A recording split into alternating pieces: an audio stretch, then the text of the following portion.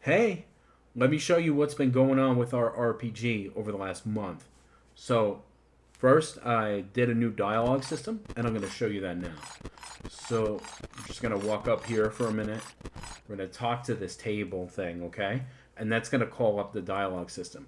I am real quick going to just turn off my face in the corner so you can actually see the thing here. So, let's talk to the dude. What is this? You can see it loads the name, and it has the character portrait, and it does that by looking up what the name is. Okay? Next dialogue. This is a crow talking. And hello, trade, have trade. Now, if you listened, if I wasn't talking over it, there's a different tone to the little text. It goes blip, blip, blip, blip, blip, right? I might not leave that in. We'll get more into that later. But I did have that in the previous version, and I wanted to keep it. All right, so... Hey, what the... So, load the next line of dialogue. He has a different emotion, you'll see, but I didn't exaggerate it enough, so you can barely tell. This is just a first pass at this, right? I love this. So you can see the camera is shaking. So to the dialogue system, I added an effect, a way that it can call up effects from the camera. Can also, do things with the character as well. So that... Alright, camera shake is off. And then it pans back down to me. Alright? So, that was a quick overview. In this video, we'll dive deeper into this thing. Let's load it up again. And I'm going to show you what's going on with the camera. So, this is pretty cool. We talked about it in the last video that we would make like a more dynamic camera system. And I thought of this way. Maybe I could use marker nodes to sort of control the zoom in, zoom out, special instructions to the camera. Similar to how we called special instructions to the camera from the crow dialogue earlier. Now we have it here. So, check this out. I'm going to just walk all the way down. You can see when I'm here, it zooms way in, right? That's because this camera node thing tells it, hey, zoom into this. Now, there's other, zoom factors I have in here that are sort of fighting with it. So if I run a long time, it's going to zoom out by some amount. And it's sort of multiplying on top. So it needs to be tuned a little bit. I'm probably not going to do that if it has these special instructions, right? I'm going to go all the way down to the start. Okay. Let's see here. And we're just going to let it do whatever it's doing. Okay, it's done doing that. So check out how much more cinematic this is versus a flat camera, okay? Just going to walk. In fact, maybe I should slow walk it. So you can see we're passing the camera thing, and it uses the nearest one, right? So if I'm more near to this one, it's going to listen to this one. If I'm more near to this one, so if I'm here, it's going to listen to this one, right? So I'm going to keep walking up. It glitches. That is only with the controller. It doesn't do that with the keyboard. I understand what it is. I just haven't gotten around to it yet. Let's keep walking up. We're zoomed way in. We're going to start zooming out as the path narrows and we get more into the clouds, right? So, alright, and it ends about here, right? When this little prompt comes up to talk. And then more camera stuff there. More camera stuff there. More camera stuff here. I think this is going to have a big effect on other parts of the game, right?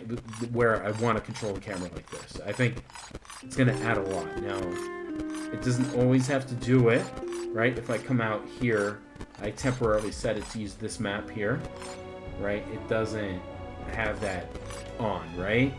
Because it knows it's part of this map. Who knows if it's going to be some weird name. Okay.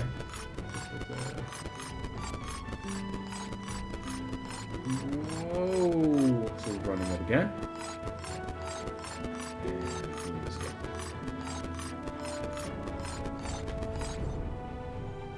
I think it's gonna do a lot, like I said. Let me show you a little bit of how it's set up. Alright, let me show you what's up with this.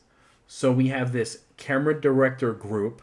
There's a script on it, but this is what manages all the different camera markers in here. Oh, are any of you guys dealing with this message here? I don't want to get into it, but it's driving me nuts. It has to do with the latest version. Alright, so I got in the marker itself, I'm exporting these vars, and in here I just say, you know, what's the zoom rate, the speed at which we're zooming, and the zoom target, how much are we zooming. Originally I screwed this up and I put the negative values for the zoom, and it flipped the whole thing. It's pretty funny. I'll show you what that looks like. But as I was saying, camera director here, camera markers here. If there's no camera director on the map, then it ignores it. One flaw in my code right now that I have to fix is it's always checking this value here, which is the camera data. It's always checking that in the delta, right? Which is bad. You don't want to do that. It's just, that's the way it is now. I have to fix it. So it's just on map load. I only need it one time when it loads, and then I just need to hold on to it, right? I don't need it constantly because it doesn't change. I want to talk about the dialogue a little bit real quick. So hit it back up here, and we're going to focus on non-technical things for a second. So portrait style, window style, nothing here is final. I just wanted to get the portrait out and get my best sort of mental picture out. Just get something that gets the idea across and not make it perfect. You know, that's my game development mantra, right? Just get something there and it does the job, right? It conveys the thought, it conveys the idea, but it doesn't have to be perfect because that's something that's better done later. Right? And then you don't risk as much doing art for the wrong stuff. Okay. Hear the dialogue? The blip? That's what I want to talk about. So, my original thing, I mentioned this in the last video, that in the very first build of this game, before I even did a YouTube, I had a little, like this text system. A lot like this, but not as good as it is now. And it did the blip, blip, blip, blip, blip, right? I don't necessarily think that it's going to be the right fit for this game. I just wanted to put it in here before I had it before. So I might take it out. If you're doing something like this, it's pretty simple. All you have to do is make a sound when the letter draws, right? Blip. You could make it more interesting. Games like such as Animal Crossing, or there's a bunch of others, but I'm forgetting which specific ones, where they'll more do the vowels. The reason in Animal Crossing in particular it sounds a little like more unique is I believe it's more like Japanese, right? And so some of the Japaneseness of the fake voice thing came over and it made it less recognizable, but it still sounds like a language, right? So you could make a couple of different sounds for the different letters, is what I'm saying, right? So in your code, you say, oh, if it's A, then eh, right? If it's O, then it's ooh, right? Ah, ooh. And then it goes, ah, ooh, right? It kind of works. It's pretty cool. I'm not going to do that here because it distracts from the music. So I think if you want really good music, you want the player to really feel the music. And right now, all my music is placeholder. But if you want the player to really like get into the music that you're putting there, then you necessarily don't want a whole bunch of blips and bloops while they're trying to like internalize, process the music.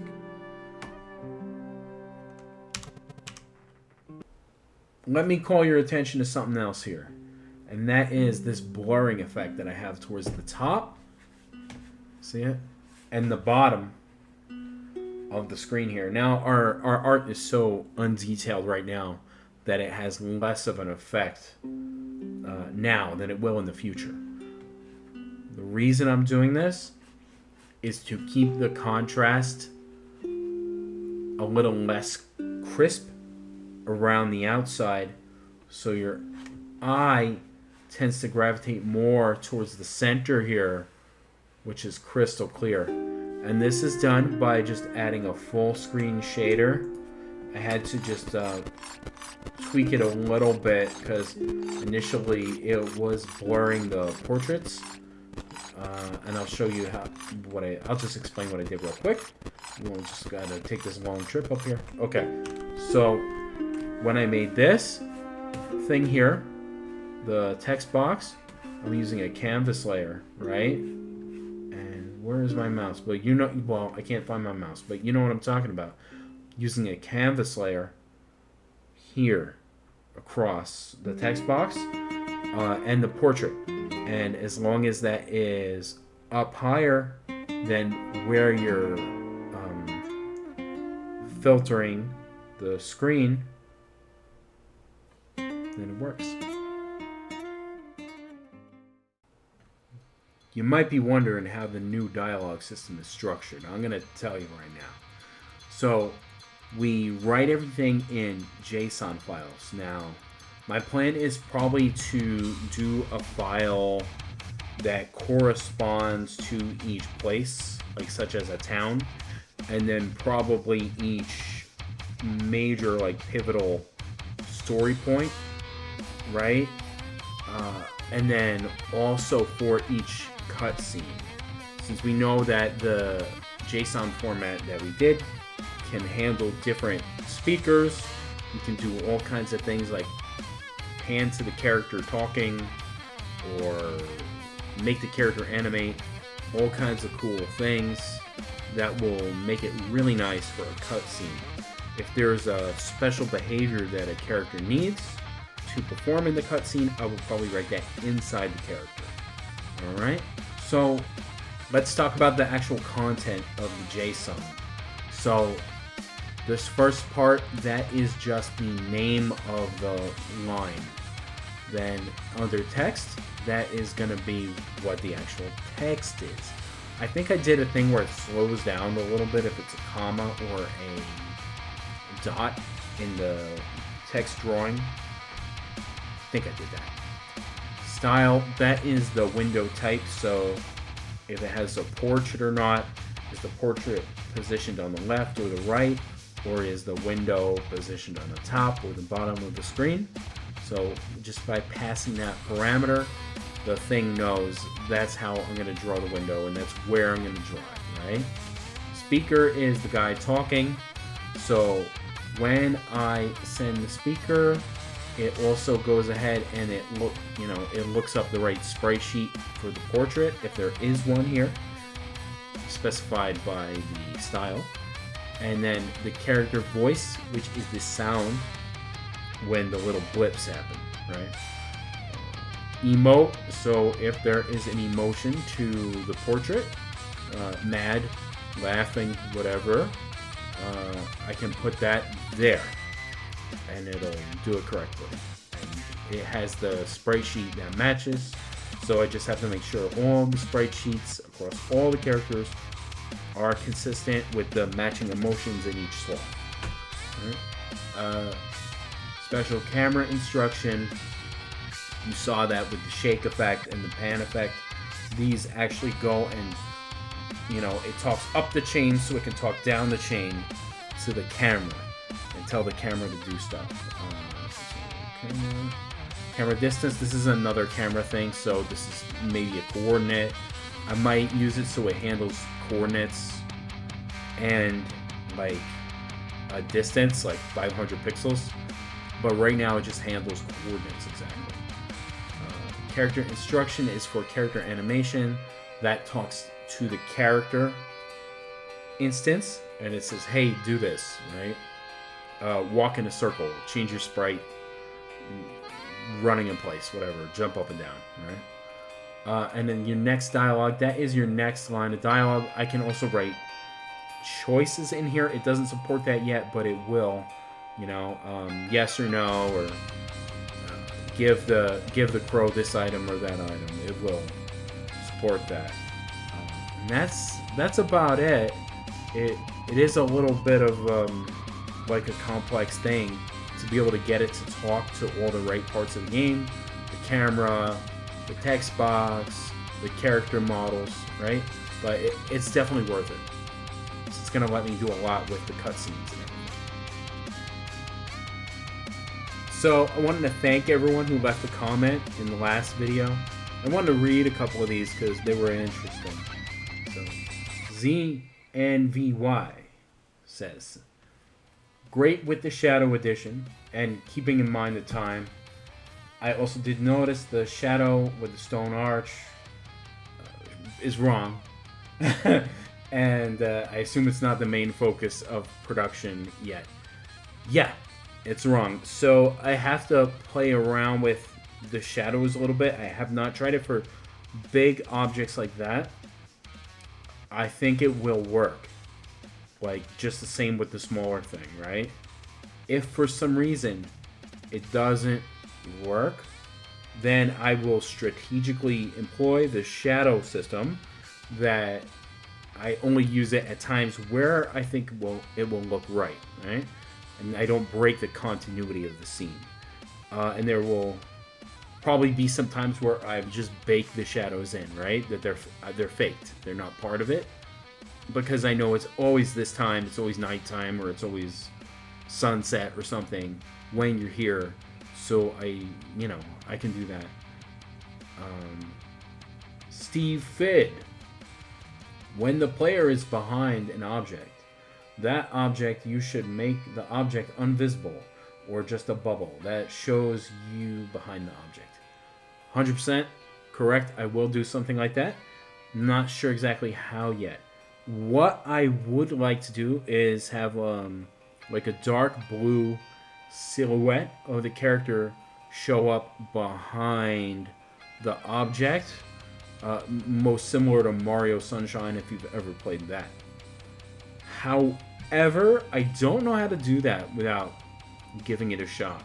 What I do know how to do is to make the object that's overhead fade into transparency. But I don't think that's as cool as the silhouette thing. So I'll do one of those two, and I'm gonna, since you guys made these comments, I'm gonna bump these up in my hierarchy. Otherwise, there's just a bunch of nice comments here, so thank you everyone, and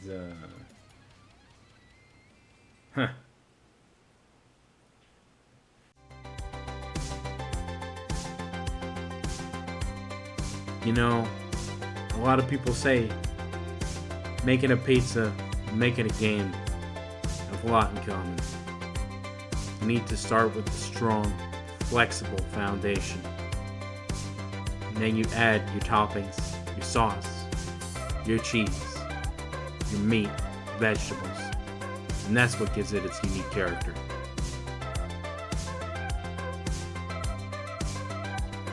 For real though, it's important to take a break from making games, playing games, and just do other things, you know? Everything's awesome. Yeah, that turned out pretty good.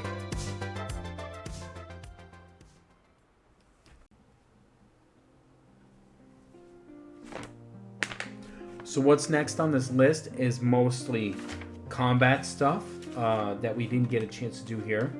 But, you know, messing with our enemy guy here. Allowing us to actually fight him. Destroy him. And that stuff. I definitely want to change up the sword attack as well. Because I think right now it's a little too... Let me see if I can get this right here. Right now, I think it takes a little too long to do this. So I got to take the sword out, which is cool as hell, okay? And then I gotta attack him. And I think right now there's probably two things that are sort of wrong with this. And one is the whole process of taking out and putting away the sword, which I really like and is really just cool factor, right? I really like that we have that here. And it's not that bad, but I think maybe the slower walk is maybe the bad part, right? And then the next bad part is this. So it just looks like it doesn't cover a wide enough area right now. So I think it needs a little bit of an adjustment. So it's a little more of an arc. Something I've been thinking about. We got to do like damage numbers. Oh, see, I missed it because this should be bigger. We got to do damage numbers for this guy, so they pop up, and then he has like he dies. That's super easy. Eventually, it'll transition to a battle scene, which I am super excited to do, and I hope to get to very soon.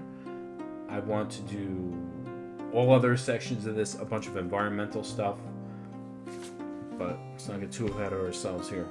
Other thing on this list is audio stuff. So, and I played around with it a little bit, but it didn't take. I might have had some like overwriting things in some of the code that I was trying to change. I was trying to change some sound effects for walking, and I thought it wasn't changing. So I'll have to